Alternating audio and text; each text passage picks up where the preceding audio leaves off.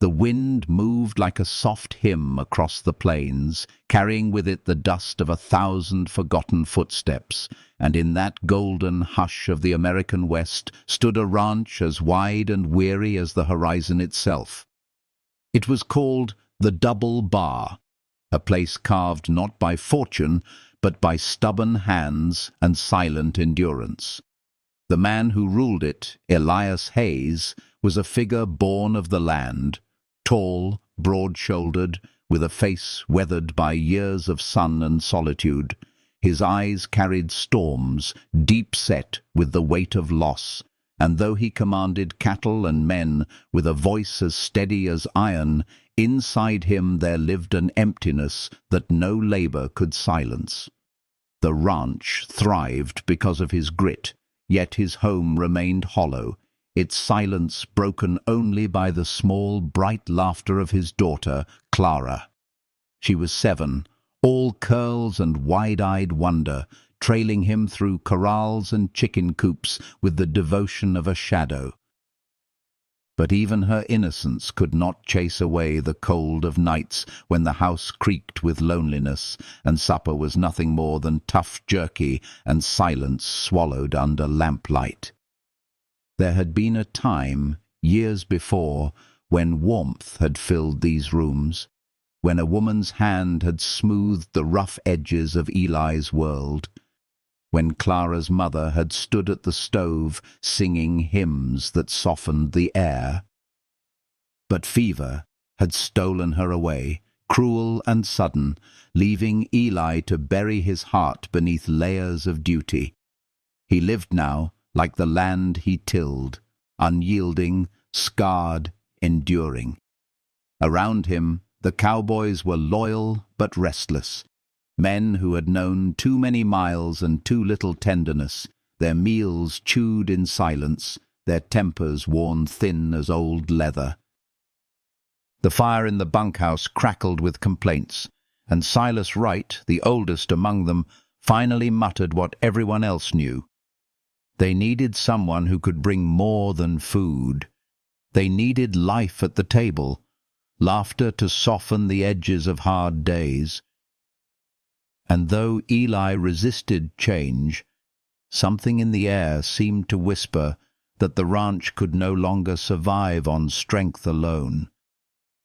It was in this fragile space between silence and longing that fate moved quietly, arranging its threads with the patience of the desert stars.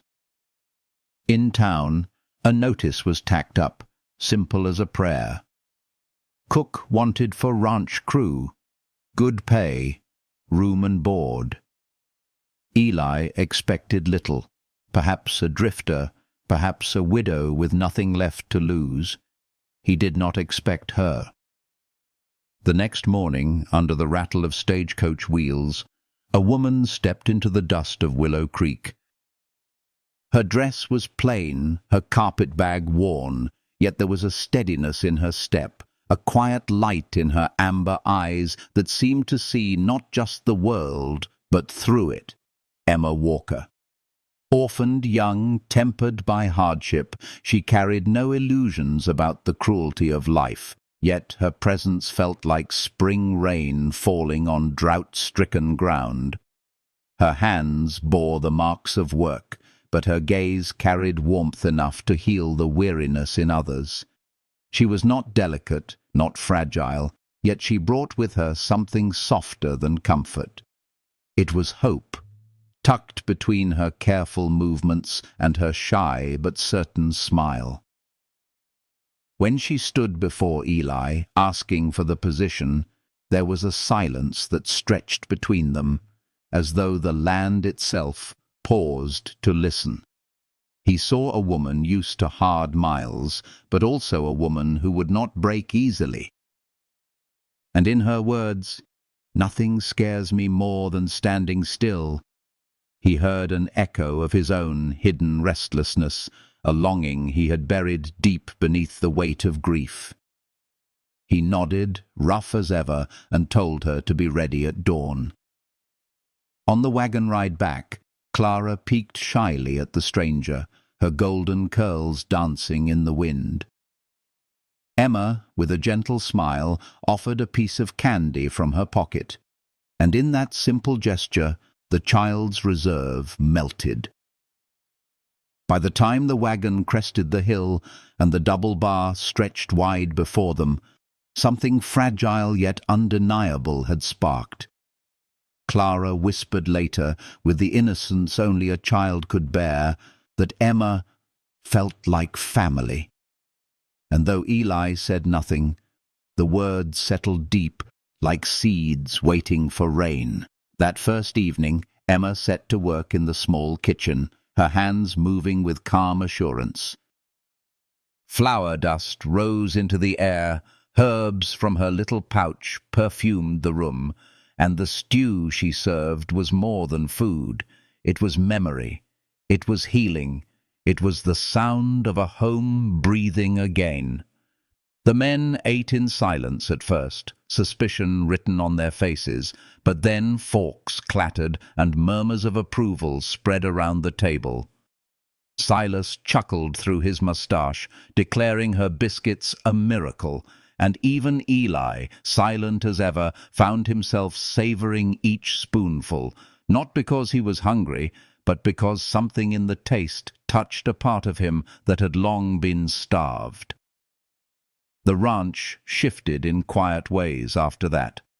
Mornings no longer began with bitter coffee alone, but with flapjacks drizzled with molasses and Clara's laughter rising like sunlight.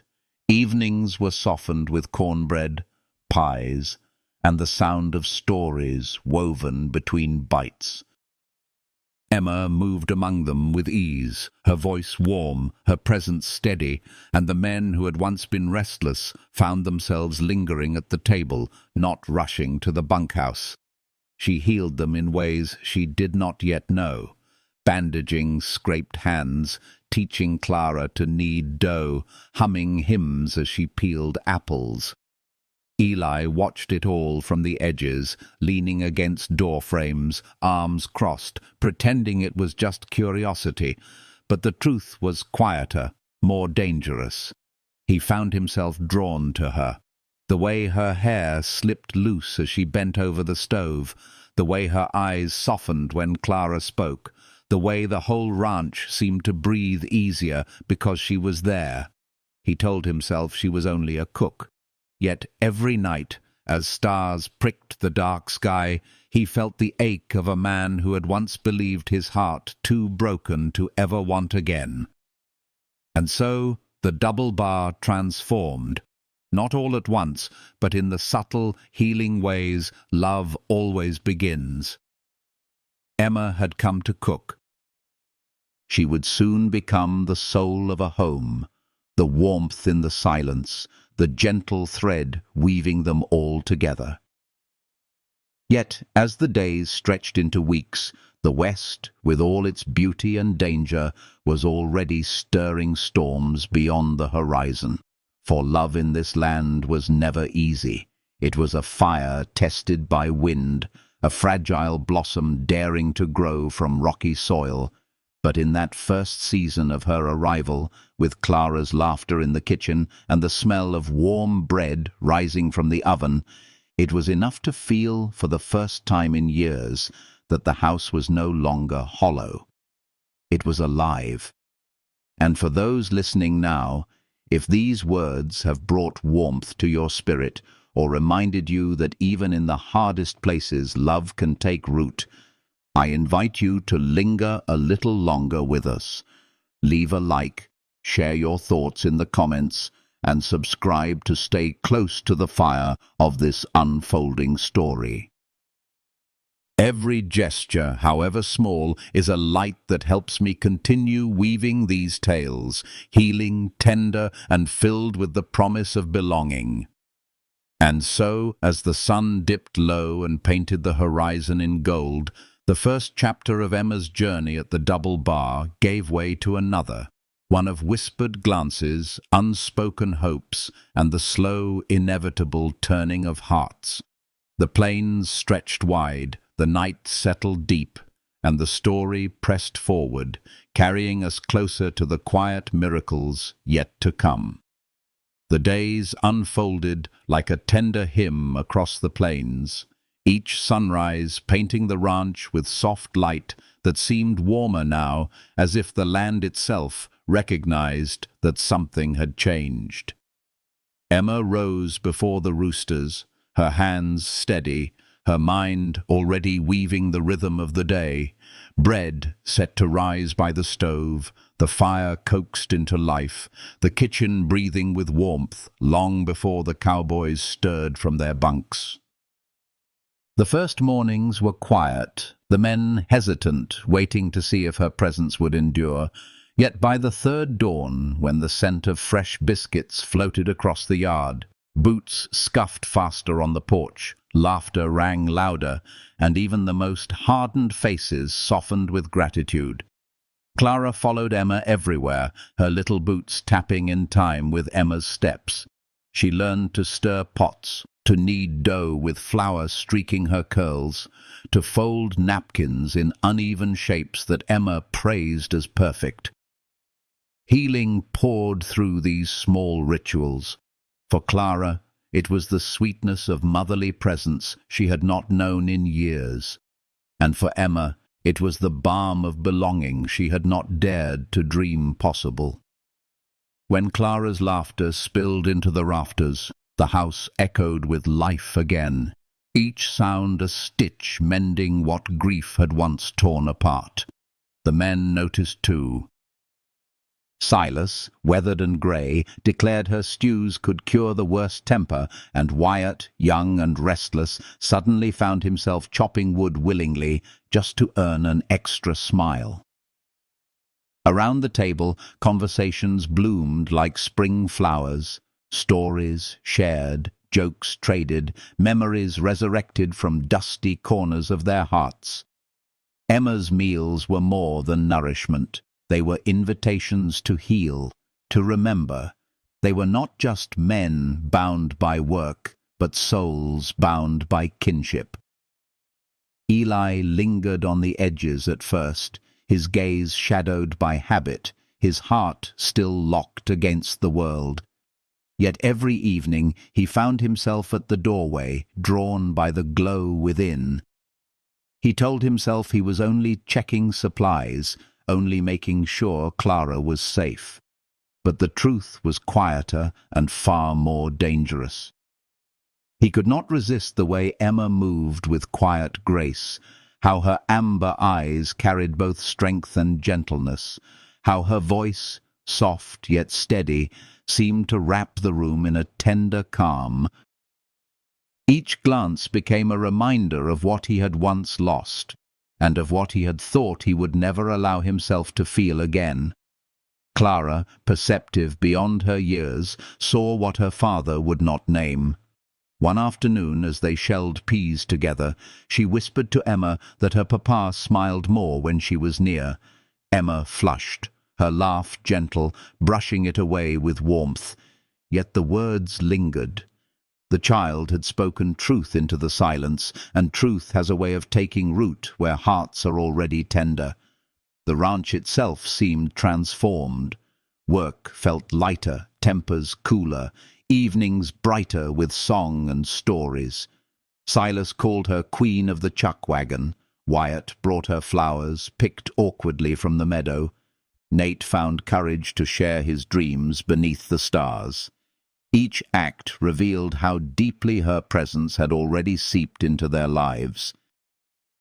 She had become the heartbeat of the double bar, and though no one dared to say it aloud, they all knew the ranch was no longer just a place to work. It was becoming a home. Eli fought against the stirrings in his chest, telling himself he had no right to want again, that grief was a wall not meant to be climbed. Yet when he saw Emma braid Clara's hair, or when he heard her hum by the stove, something inside him cracked. He began to realize that healing does not always arrive with thunder or revelation. Sometimes it comes gently, through a smile across a supper table, through the touch of flour-dusted fingers, through the sound of laughter returning to a house that had forgotten joy. But the West is never still, and love, fragile and new, must always face the storms beyond the horizon. For now the days stretched golden and full, the nights softened by warmth, yet the winds carried whispers of trials that would soon test every bond they had begun to weave. What started as a job had become something deeper, and what began as silence was now blossoming into a story of love, courage, and family. And as the sun sank each evening into the endless sky, the Double Bar stood not as a lonely fortress, but as a living, breathing place of hope, unaware that shadows were already gathering, waiting for their moment to strike, and to see whether the fragile threads of love could truly endure. The rhythm of life at the Double Bar began to change, not in loud or sudden ways, but like a river that carves new paths through stone, quietly, persistently, until the whole landscape is altered. Where once the men grumbled over scraps of jerky and bitter coffee, now the scent of warm bread drifted through the air each morning, mingling with the cry of roosters and the distant lowing of cattle.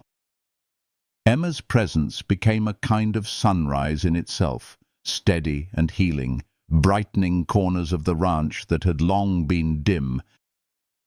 The ranch hands, hardened by years of storms and solitude, found themselves softening at the edges. Silas, with his leathery skin and eyes that had seen too much, began to tell longer stories at supper, tales of gold rush camps and old loves lost along the trail. Wyatt, the hot-headed youth whose fists had often spoken before his mouth, now carried water from the well without being asked, setting it down at Emma's feet with an awkward grin, his temper tempered by her gentle voice. Even Nate, shy and quiet as a shadow, found courage to speak his dreams of owning land one day, encouraged by Emma's unwavering belief that grit and hope could carve futures from even the roughest soil. Clara, bright-eyed and forever at Emma's side, learned more than how to knead dough or stir stews. She learned the texture of tenderness, the strength of patience, the quiet art of listening. Together they foraged berries along the creek, returning with purple-stained fingers and laughter that echoed off the hills. They braided flowers into one another's hair and told each other secrets beneath the shade of the oak. For Clara, the ache of motherless years eased as naturally as breathing, and for Emma, every smile was a salve against the loneliness of her own wandering life. In their bond lay a kind of healing that words could never fully hold. Two souls, one seeking nurture and one longing to give it, entwined like vines around the same fence post. And Eli, who told himself he was only watching over the household, began to linger longer at the kitchen door. He stood there in the evenings, hat tipped back, silent, watching Emma's hands move over bread dough, her hair catching firelight, her voice carrying softly as she taught Clara to hum an old tune. He told himself it was nothing, only a man checking the supplies. But when her amber eyes met his across the room, when her smile touched him like the first warmth after winter, he felt something stir that he had thought buried forever. Meals became ceremonies of belonging. The cowboys lingered at the table long after the last bite, spinning yarns, laughing until tears wet their cheeks, their voices softened by the comfort Emma had created. Eli sat at the head, his daughter nestled beside him, and for the first time in years he felt the shape of a family forming again, not just flesh and blood, but chosen, built on shared bread and shared burdens. And though he guarded his heart with the iron discipline of a man scarred by loss, cracks began to show. He found himself smiling without meaning to, found his voice gentler when speaking to Clara, found his gaze lingering on Emma until the warmth of it made him look away. There were moments, fleeting and fragile, when the truth whispered between them like the breeze across tall grass. One evening, Clara dozed in Emma's lap by the fire, her small hands curled trustingly against Emma's apron.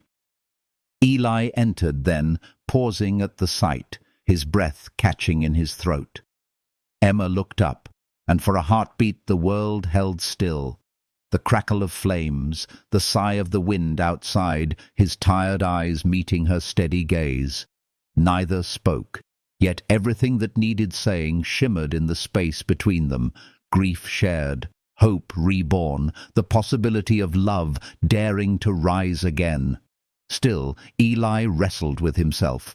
To want her was to admit that his heart could heal, and healing felt like betrayal of the woman he had lost. Yet Emma never asked for his love. She simply gave, day after day, pouring warmth into every corner of the ranch until it was impossible to deny how different life had become. Her kindness mended more than scraped hands and weary muscles. It mended spirits worn thin by dust and sorrow. Nights deepened with music too. Silas took out his harmonica, and the men sang rough songs softened by Emma's gentle humming. Clara's laughter rang like silver bells as Wyatt tried clapping in rhythm and failed miserably, sending the table into fits of mirth.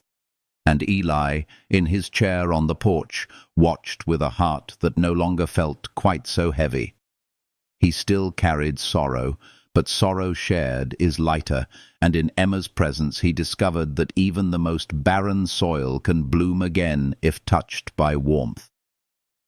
As spring gave way to the fervor of summer, the ranch thrummed with new energy. Branding season tested every hand, dust rising in storms around bawling calves, ropes burning against calloused palms. Emma rose earlier than the men, packing biscuits and cheese with quiet notes tucked into the bundles, words of encouragement scribbled on scraps of paper that the cowboys carried like talismans. When they returned at dusk, sunburnt and bone-weary, she met them with roast beef simmering, potatoes whipped smooth, lemonade cool and sharp against the heat. No matter how hard the day, healing waited at her table, and the ranch endured because of it. And still, under the press of work and laughter, something deeper moved unseen. Eli found himself drawn not just to the comfort she gave, but to the strength beneath it, the quiet fire that never wavered.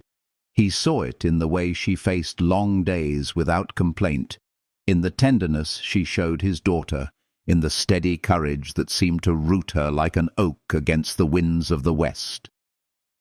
He realized with a mix of awe and fear that she was no passing presence. She had become the very soul of the double bar.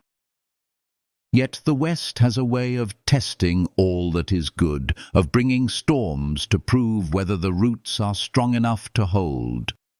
For now the ranch breathed with laughter, with love quietly growing, with the healing touch of Emma's hands softening the scars of loss. But beyond the horizon, shadows stirred, whispering of trials yet to come, of dangers that would strike at all they were building. And as the evening sun bled gold across the land, Eli stood on the porch, his daughter's laughter floating behind him, Emma's voice rising from the kitchen, and knew that though he had not asked for it, fate had set something precious in his path. It was fragile, it was beautiful, and it was only beginning. Evenings deepened into something new at the double bar, as if the ranch itself leaned closer to listen to the quiet music growing in its heart. The long days of summer work left the men weary, yet they lingered at the table longer, reluctant to leave the warmth Emma created. Clara's small laughter carried like bells, Wyatt's teasing banter softened, and Silas's gravelly voice spun stories that wove past and present into one living thread. But amid all the noise, there were moments quieter than breath, moments when Eli's gaze would find Emma's across the room, and something unspoken passed like fire hidden beneath ash.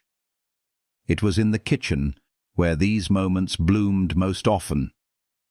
Eli would come in under the pretense of checking supplies, his broad frame filling the doorway, his hat tipped back as if he belonged nowhere else. Emma, sleeves rolled, amber eyes glinting in lamplight, moved with a grace that made the simplest acts seem sacred.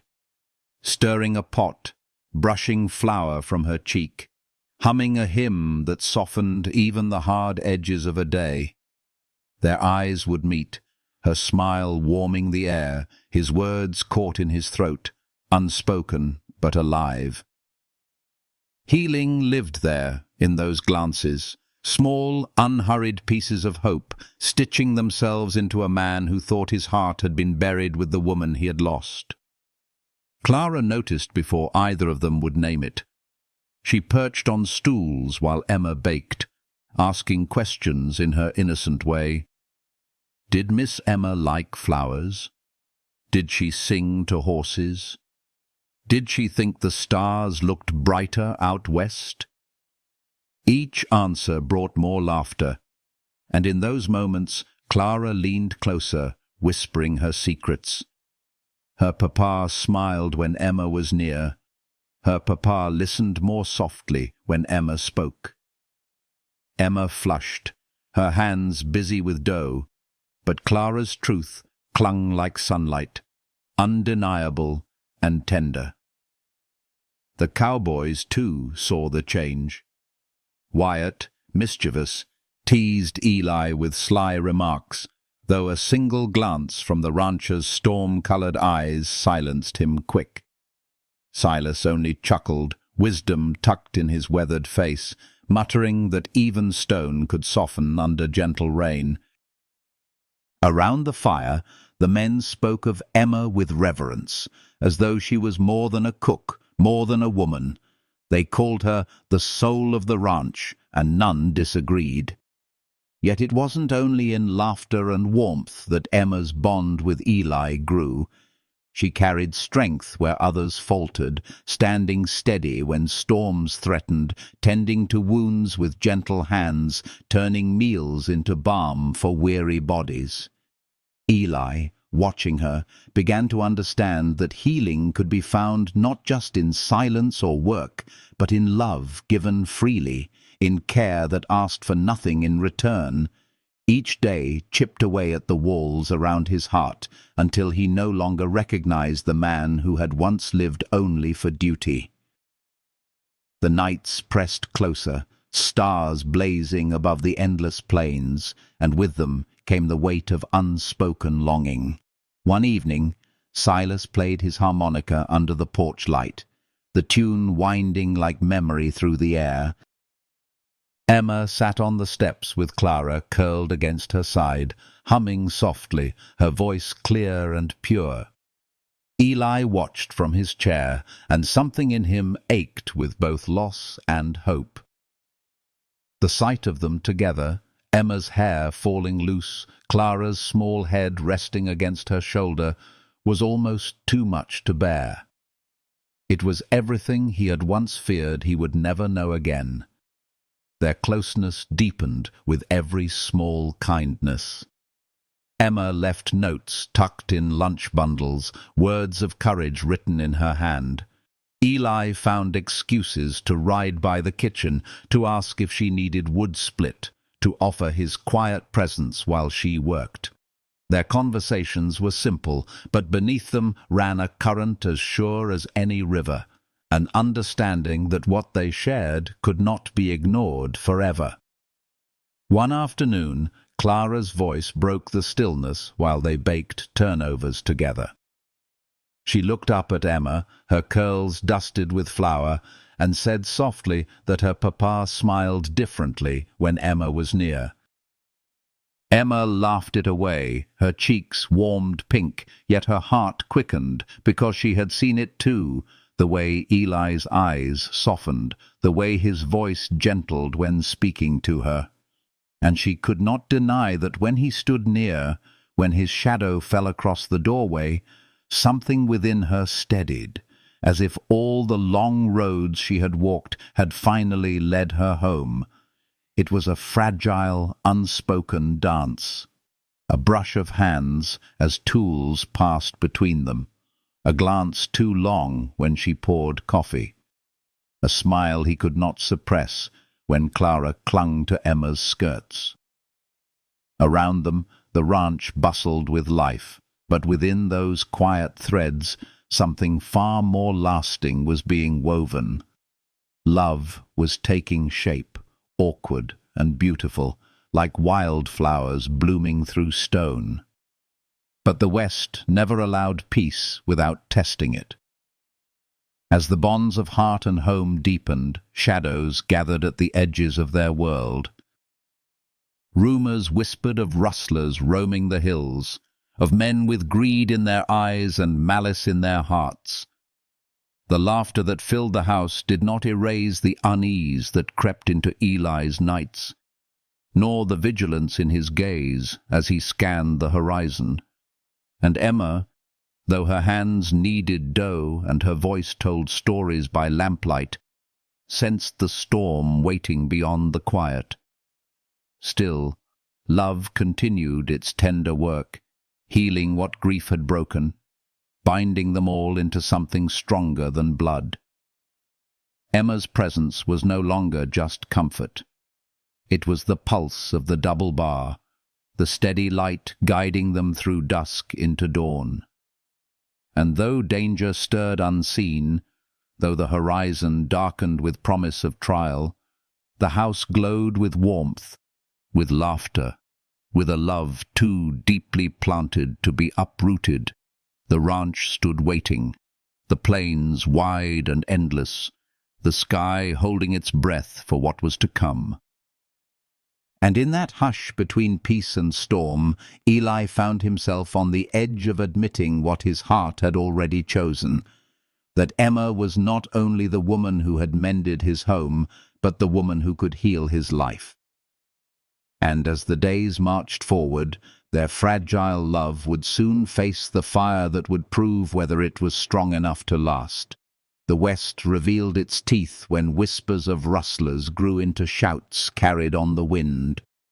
At first it was only rumor, cattle gone missing from neighboring spreads, shadows moving across the ridges under moonlight, the faint echo of hooves where none should be. Eli dismissed it with the grit of a man used to hardship, but deep down he knew. Trouble had a way of finding those who tried hardest to keep peace. He doubled the night watch, pairing men along the fence lines with rifles slung over weary shoulders. Silas kept his post with steady eyes, Wyatt paced like a restless wolf, and Nate gripped his gun with hands that trembled only slightly. But even with all their vigilance, unease settled over the double bar like a storm cloud refusing to break. The men worked harder, laughed less, and every sound after dusk carried the weight of warning. Emma felt it too. She fed them heartier meals, slipping in herbs that soothed their stomachs, writing small words of courage tucked into their pockets, healing gestures as important as bullets. She baked pies not for sweetness, but for solace, the scent filling the kitchen like a shield against fear. When Clara asked why everyone looked so serious, Emma knelt low, brushing curls from her forehead, telling her that sometimes even the strongest hearts need comfort. Clara accepted it with the solemnity of a child, then clung tighter to Emma's skirts, her innocent faith anchoring them all. One evening, as the sky bled red over the horizon, Eli rode in hard, dust and urgency clinging to him. His voice cut through the air as he dismounted. The rustlers had struck close, driving off a neighbour's herd in the dead of night. The men gathered, their faces grim, while Clara clutched Emma's hand. Preparations began with feverish intensity. Tools sharpened, rifles cleaned, lanterns trimmed. The ranch pulsed with tension, each board nailed, each fence secured, every soul aware that trial was galloping their way. That night, Emma could not sleep. She stepped out onto the porch, shawl pulled around her shoulders, the stars spread wide above her like watchful eyes.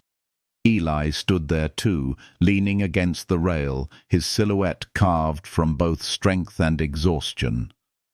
Their eyes met in the silence, and she confessed softly her worry for Clara, for the men, for him. He listened, his jaw tight, then spoke words she never expected. "You've done more than cook for us. You've brought us together." Her heart quickened, for though the night carried threat, his voice carried truth, truth that warmed and healed more deeply than any fire. When the attack came, it was swift and merciless. Riders appeared on the ridge at dusk, dark shapes etched against the burning sky. Gunfire cracked, cattle bellowed, dust rose like smoke. Eli shouted orders, his men scattering to their posts with practiced urgency. Emma herded Clara into the house, bolting the door, yet her spirit refused to cower.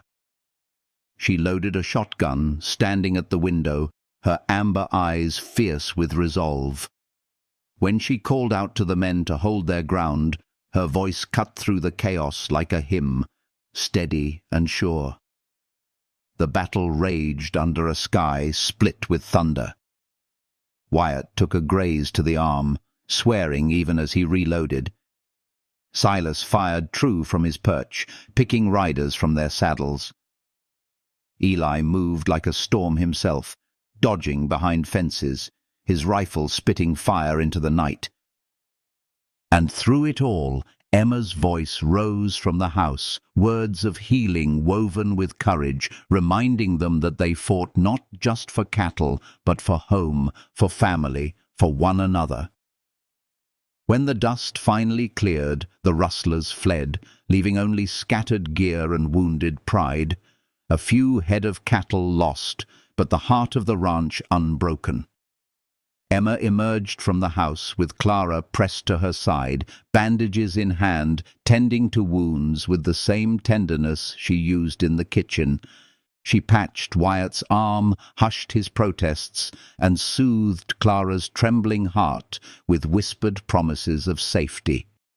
Eli approached, his chest heaving, sweat streaking his face, his eyes locking onto Emma with a mixture of awe and gratitude. "You were brave tonight," he murmured, and she, with quiet strength, answered simply, "We all were. That's what family does." The men felt it too.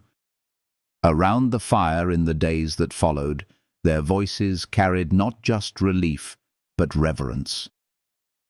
They spoke of Emma not only as cook or caretaker, but as anchor, the soul that steadied them through storm. Her place in their lives had deepened, no longer visitor, no longer servant, but kin by heart, if not by blood. Clara clung to her, as if she had always belonged, and Eli found himself unable to deny what his heart already knew. The woman had become as vital to the double bar as the land itself. But the West, relentless and unyielding, offered no rest. The whispers carried new names now. Black Jack Harland, a scarred outlaw with vengeance in his veins, said to ride with shadows at his back. His reputation spread like wildfire, reaching the double bar in murmurs and fearful glances. And Emma, though steady as ever, felt a chill run through her when she heard the name, as if fate itself was drawing her into a deeper storm, one that would test not only her courage, but the fragile bonds of love that had begun to bloom. Still, even as danger gathered beyond the horizon, the ranch held to the light Emma had kindled. Laughter, though softer, still rose in the kitchen. Bread still baked golden in the oven. Healing still flowed through the simplest gestures, Clara's small hand slipping into Emma's, Eli's quiet gaze softening when it found hers, the cowboys' rough voices lifted in song around the fire, and beneath it all, love, unspoken yet undeniable, continued to weave its way through sorrow, through trial, preparing them for the greater shadows yet to come. The days after the raid carried with them a fragile calm, the kind that feels less like peace and more like the stillness before a storm. The men repaired fences and checked the herd, their spirits lifted by survival, but their eyes cautious, as if expecting the hills to spit shadows again at any moment. Eli rode the boundaries each dawn, rifle slung across his back, his silhouette sharp against the wide horizon. In his silence lived both relief and worry, for he knew well the West never gave without taking. Emma poured her strength into the rhythm of the home. Her hands kneaded bread as though pressing courage into each fold, her soups simmered with herbs that carried both flavor and healing comfort, and her laughter, though sometimes fragile, gave the rooms a warmth that soothed the unease clinging to the air. Clara shadowed her every move, carrying baskets, humming songs she'd learned by Emma's side, and in those innocent melodies the ranch found the sound of resilience. Even Silas muttered once, while buttering a thick slice of bread, that the house had more power than any rifle because Emma's spirit held them all steady. But whispers thickened in town. A name rose above the rest: Black Jack Harland, a scar-faced outlaw whose vengeance ran deeper than greed. Men said he carried old grudges like coals in his pockets, burning and unquenched. When Eli heard the tales from a trader at Willow Creek, his jaw tightened, and though he rode home with the calm of a man long used to battle, inside him stirred a storm. Emma sensed his unease. That evening, as she set a pie to cool on the windowsill, she caught him staring at the horizon, shoulders tense. She spoke softly, words meant to heal more than to question, reminding him that worry need not be carried alone. He looked at her then, eyes shadowed yet softened, and for a moment the weight seemed lighter simply because she was near. The bond between them, though still unspoken, grew in the silence of shared burdens. Autumn painted the land gold, leaves scattering like confetti in the wind. It was then that a stranger rode in, a man, lean, sharp-eyed, who called himself Gideon Reed. He asked for work, his voice smooth as oil, and though Eli's gut warned caution, they were short-handed after Wyatt's injury. Gideon was given a chance. He roped calves with skill, spoke politely enough, but Emma felt a chill whenever his gaze lingered too long. At supper, when he complimented her cooking, his grin carried no warmth, and that night Emma lay awake, the unease pressing heavy on her chest. The truth revealed itself like a snake slipping from the grass. One rain-soaked night, unable to rest, Emma saw Gideon sneaking toward the barn. Lantern in hand, heart pounding, she followed in silence. There, hidden in shadows, he spoke with a figure cloaked in darkness, Blackjack Harland himself, his scar gleaming like a wicked brand. Their words struck her like bullets. The herd was ripe for taking, Eli none the wiser. In that moment, the pieces fell together. Gideon was no hired hand, but a spy, planted to betray them from within. Her foot caught a board, the creak splitting the night. Gideon's head snapped up.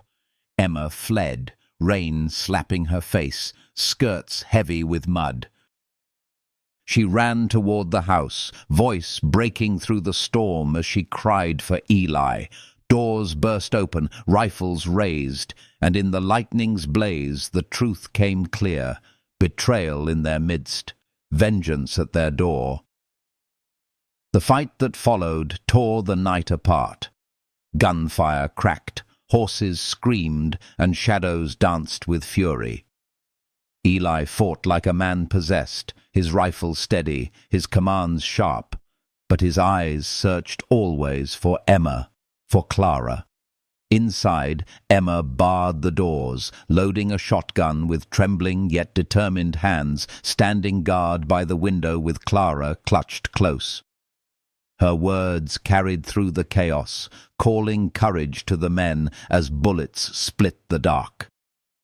The battle ended with blood and mud smeared across the yard. Gideon lay bound, his treachery exposed, and Blackjack fled into the storm, curses trailing like thunder.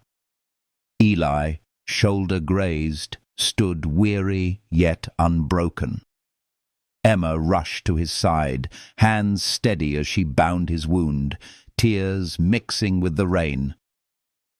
Their eyes met, raw with truth, and in that charged silence they both knew their lives were no longer separate threads, but woven tightly by trial and fire. Morning revealed more than the wreckage. In Gideon's coat was found a map, inked with plans of raids far greater than what they had endured. Blackjack's reach was larger than they had feared, his hunger not merely for cattle, but for power, for vengeance rooted in family betrayals long buried. When Eli unfolded the paper, every man leaned closer, their faces pale, and Emma felt her blood run cold. For within those lines lay shadows of her own past, secrets tied to her name. The revelation broke like dawn, casting both light and burden. Blackjack was no stranger by chance. He was kin twisted by greed, his vendetta an echo of old wounds Emma had tried to forget. The photograph tucked in his saddlebag, the letter sealed with her family's crest, all confirmed it. She was not simply a cook seeking work. She was a thread tangled deep in the outlaw's web. The ranchmen whispered, confused, awed. Clara clung to her, innocent eyes asking if Miss Emma was still theirs.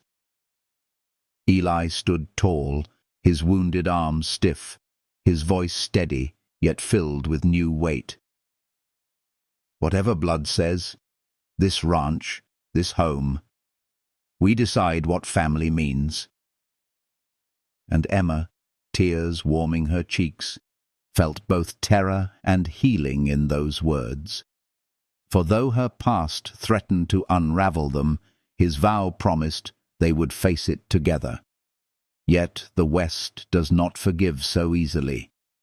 With Blackjack free, his threats heavier now, the ranch braced itself for trials greater than before. Still, beneath the shadow, warmth endured. Emma's pies still filled the table. Clara's laughter still rang through the halls. Eli's quiet gaze still sought hers across lamplight evenings. Healing wove itself through every moment, fragile yet resilient, binding them tighter against the storm. And beyond the hills, under a sky heavy with clouds, Blackjack Harland rode again, vowing that what began in blood would end in fire. The double bar stood waiting, unaware of just how deep the next test would cut, or how much love and courage it would take to survive what was coming. Winter swept across the plains with a voice like a hymn and a bite like a blade, turning the double bar into a fortress of snow and silence. The fields lay hushed beneath a white veil, fences bowed under frost, and the cattle huddled close in lowing clusters while men worked with breath steaming from their lips. In that frozen stillness, life narrowed to firelight, the crack of kindling and the steady rhythm of survival. Yet inside the ranch house, where warmth gathered around the stove and laughter flickered in Clara's voice, another kind of life blossomed, fragile but fierce, healing wounds that no season could bury. The revelations of blood and betrayal had shaken them all. Emma carried the truth like a stone pressed against her heart, knowing that Blackjack's shadow was not only vengeance, but kin twisted by greed. She feared that her presence might be poison, that her past might unravel what had just begun to grow. But every time she faltered, Clara's small hand slipped into hers, grounding her with innocent certainty. "You feel like family," the girl whispered, repeating the words she had spoken the first day. Those words became Emma's anchor, a light in the blizzard of doubt. Eli stood taller than ever, though weariness deepened the lines of his face. He patrolled the ranch with a rifle in hand and a storm in his gaze, but when he returned to the house, his silence softened. He found himself drawn to the kitchen where Emma worked, her cheeks flushed with firelight, her amber eyes steady even when the world outside felt fragile. He spoke little, but his presence spoke enough. Sometimes he leaned on the doorframe, watching her hum over a pot of stew, the sound as healing as prayer. Sometimes when Clara slept and the night held only the whisper of snow, their glances lingered too long, their breath catching as if the air itself urged them closer. One evening, the storm outside howled fierce enough to shake the shutters. The men, trapped indoors, gathered for cards and tales. Silas claimed it was his birthday, though Wyatt swore the old man had lost count decades ago. Emma baked a goose with apples and roasted potatoes until the whole room filled with aromas that banished the blizzard's edge. Laughter echoed, tankards of cider raised, and for a night the ranch felt like a hearth untouched by shadow. Clara, tired from joy, drifted to bed, leaving Eli and Emma lingering by the fire after the others retired. The house was quiet, the crackle of logs the only witness as Eli set down his poker and turned to her. His eyes carried storms, but also longing, and his voice dropped low, roughened with unspoken years. "Not so lonely any more," he murmured. He reached out, fingers brushing a lock of her hair from her cheek. The touch lingered, hesitant yet sure, and she leaned into it, her heart racing with both fear and hope. In the silence that followed, the world beyond ceased to matter. The snow, the shadows, even Blackjack's threat, all vanished beneath the simple truth that had finally risen between them. Their lips met, soft at first, then deepened with months of quiet longing, the kiss a healing fire in the cold of winter. That night unfolded in tenderness, a union not only of bodies, but of broken souls finding solace. Eli's calloused hands, strong from years of toil, trembled as they traced the shape of a future he thought forever lost. Emma, her heart aching with the memory of loneliness, found herself held as if she had always belonged. In their whispers, in their laughter muffled by quilts, in the warmth of breath against skin, they discovered not passion alone, but peace, a healing that seeped into marrow and memory alike. Outside, the storm raged. Inside, They created a sanctuary. By dawn, when pale light crept across frosted windows, the world seemed changed. Eli stoked the fire with quiet care. Emma moved with shy brightness as she poured coffee, and when Clara burst in rubbing sleep from her eyes, she stopped mid-step and declared that everyone looked happier. The men teased over breakfast, Silas sniffing the air and claiming love smelled stronger than bacon. Emma flushed. Eli only grunted, but neither denied the truth glowing between them. Yet even as love bloomed, danger coiled tighter. Messages from town spoke of Blackjack's escape. His vow of revenge carried on every tongue. Riders reported tracks near the river, strangers lurking at dusk. The men doubled their guard, the ranch fortified, but unease remained like a shadow at noon. And still, Emma carried on, baking bread golden as sunlight, tending to Clara with patience, mending socks by firelight. She refused to let fear take what healing had been sown. In quiet hours, Eli and Emma walked the fence line together, their gloved hands brushing, sometimes twining when no eyes watched. They spoke of the future not with grand dreams, but with small promises. Another barn for the herd, a schoolhouse for Clara, maybe even a garden where flowers could grow wild. Each word laid another stone in the foundation of something lasting, something that could outlive even the fiercest storms. But the West has always tested love by fire. And as spring edged closer, the winds carried not only the scent of thaw, but the warning of battles yet to come. Blackjack's name rode every gust, his threat like a scar across the horizon. Emma knew that her bloodline, her secrets, had bound them all to his wrath. Yet, as she stood with Eli by the porch, Clara's laughter ringing like bells in the yard, she felt no fear too great, for love had already rooted itself deep in soil that had known both drought and rain. And so, beneath the endless sky, with healing woven through each breath and touch, their love stood waiting, tested, fragile, yet unyielding. The storm would return, and shadows would rise again, but the double bar no longer stood hollow. It pulsed with warmth, with family, with a love strong enough to meet whatever darkness dared to ride from the horizon. Spring unfurled across the plains with a patience born of survival, the snow retreating into thirsty soil that drank deeply of thaw. The double bar, once a fortress against winter's cruelty, opened itself again to colour. Green pushing through the brown earth, wildflowers bending beneath the soft wind, cattle roaming with new calves bawling at their mothers' sides. The men, hardened by storms and trials, moved with lighter steps.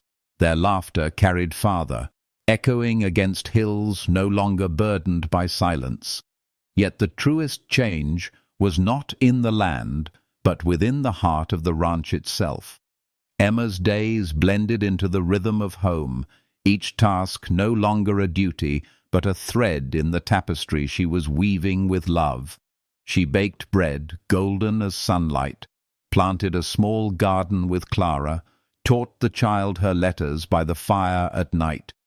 Healing lived in these simple things, in the smell of coffee percolating at dawn, in Clara's curls catching wildflower petals, in the sound of Eli's low chuckle when he returned from the fields to find his daughter wrapped around Emma's waist. The house that once knew only grief now brimmed with life, with belonging, with a warmth that turned strangers into kin. Eli carried himself differently too. Though his shoulders remained broad with labour and his eyes still watched the horizon for danger, There was a softness in him that had not been there before. His grief had not vanished, for sorrow never truly leaves, but Emma's presence had taught him to carry it alongside joy, not in place of it. In the evenings, when the men gathered for supper, he no longer ate in silence. He listened. He laughed. He allowed himself to meet Emma's gaze across the table, unashamed of the spark that flared whenever their eyes touched. The cowboys wove their own stories around them. Silas teased that Emma's biscuits had worked more miracles than a preacher's sermon. Wyatt swore that if she ever left, the ranch would crumble to dust in a week. Even Nate, shy and reserved, admitted that life felt less lonely when Emma hummed as she worked. And they were rough men, scarred by solitude and storms, yet each carried her kindness like a talisman. The double bar was no longer only Eli's creation, it was Emma's too, built from flour, firelight, and steady courage. Clara thrived most of all.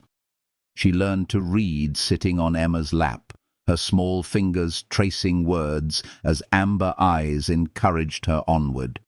She picked berries at the creek, returned with purple-stained lips, and sang lullabies Emma had taught her to dolls stitched from scraps of cloth.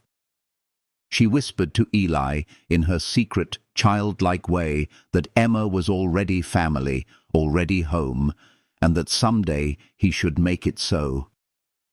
Eli's throat tightened at those words, but in his heart he knew the child was right. Fate had woven them together too intricately for chance to undo. The threat of blackjack lingered in memory, but even shadows lose their edge when faced with light. Rumors came that he had been captured once more, dragged to distant towns in chains, and though doubts remained, hope carried louder. The ranch chose not to live by fear, but by the love that had held them through storms. Eli built a cradle from oak, his calloused hands smoothing the wood with more tenderness than strength. Emma, cheeks flushed with secret joy, sewed small garments at night, her stitches even and sure.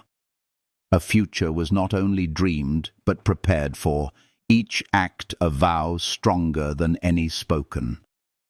Seasons turned, and the day came when Eli led Emma beneath the old oak by the creek, the tree that had borne witness to secrets, to danger, to revelations both painful and healing. Clara ran ahead with a bouquet of wildflowers, pressing them into Emma's hands, her eyes glowing with certainty. Eli, voice steady though his heart thundered, spoke words simple but eternal. That she had brought life where grief had ruled, that she had healed what he thought beyond mending, that without her, the double bar would be only land, not home. With tears shining like morning dew, Emma said yes, and Clara whooped with joy, declaring herself the happiest girl alive. The wedding was small, yet vast in its meaning. Cowboys lined up in their best shirts, hats polished, boots scrubbed clean. Silas walked Emma down the aisle with a grandfather's pride, and when the preacher's words sealed the vows, hats flew high into the sky, cheers scattering like birds startled into flight. The oak, witness to storms and blood, now stood adorned with garlands of wildflowers, its roots drinking in the laughter of a family made whole. Life after did not lose its trials. The West never grants ease, but it carried a new steadiness. Emma's belly swelled with new life. Clara planned for the sibling she longed to teach, and Eli, once a man of silence, now sat each night on the porch, holding Emma's hand as the stars wheeled overhead. They spoke of futures, of a school for neighboring children, of orchards blooming on land, Emma's inheritance had secured, of stories they would pass down so Clara's children might know how love can rise, even from sorrow. The double bar thrived, not by wealth or luck, but by the healing warmth of love chosen, tested, and held fast. Years later, Clara would tell her own children how once she whispered that Emma felt like family, and how the truth of that whisper had shaped everything. If this story has touched a tender place in your heart, if you've felt the warmth of love blooming again where loneliness once lived, I invite you to share that feeling with us. Leave a like to let this tale keep glowing. Write your thoughts in the comments to add your voice to its echo, and subscribe so you may sit by the fire of the next story as it unfolds. Each gesture, however small, is a light that keeps these stories alive, healing, tender, and filled with the promise that even in the wildest places, love will always find a home,